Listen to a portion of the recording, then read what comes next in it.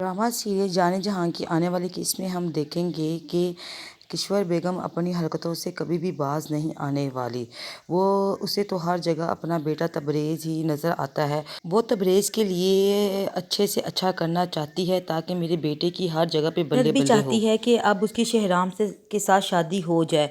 किश्वर बेगम अपनी भांजी से कहेगी कि मैं तबरेज़ के लिए जमाल साहब की बेटी को पसंद किया है। तो वहाँ पे जीनत भी कहेगी खाला आप शहराम से मेरे लिए बात करें ना। तो यहाँ पे किश्वर बेगम उसको बड़ी चालाकी से समझाएगी कि अगर उसने इनकार कर दिया तो। लेकिन यहाँ पे जीनत फिर भी अपनी खाला से कहेगी आप एक दफ़ा बात करके देखें तो सही कि शहराम क्या कहता है।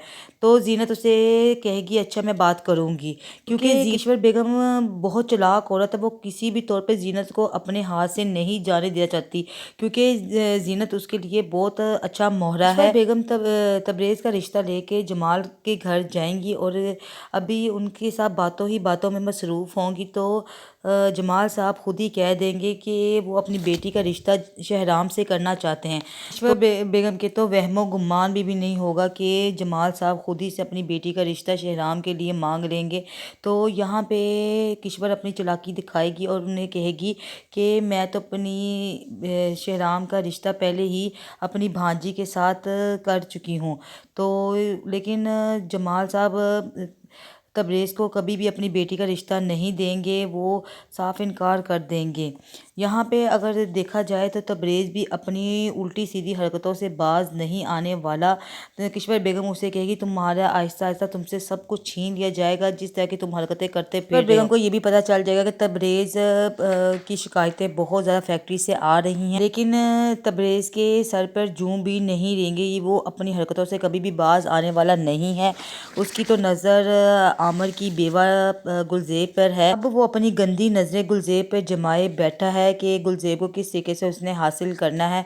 इसलिए वो किसी भी बात की परवाह नहीं करता कि उसकी माँ उसे क्या कह रही है और उसे क्या करना चाहिए। अब्दुल का भी दिल अब तबरेज़ से पीछे होता जा रहा है। उसको भी समझ आना शुरू हो चुकी है कि शहराम जिसको उसकी माँ ने हमेशा सौतेला बेटा समझा है, असल में वो कितना अच्छा है। वो अपनी माँ को ये भी कहता है कि शहराम भाई ने तो हमें कभी भी सौतेलापन महसूस नहीं होने दिया। वो तो हमेशा ही हमारा ख्याल रखते हैं, जिस तरह हमारा बाप हमारा ख्याल रखता है वो बाप से भी बढ़कर है।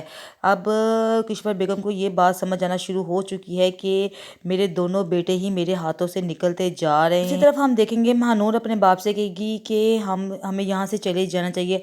अब वो यहाँ इस जगह पे नहीं रहना चाहती, क्योंकि महानूर को शहराम से मोहब्बत हो चुकी है और वो ये चाहती है कि ऐसा ना हो कि इसकी मोहब्बत उसके लिए रसवाई का सबब बने। बेहतर है कि वो यहाँ से चली ही जाए।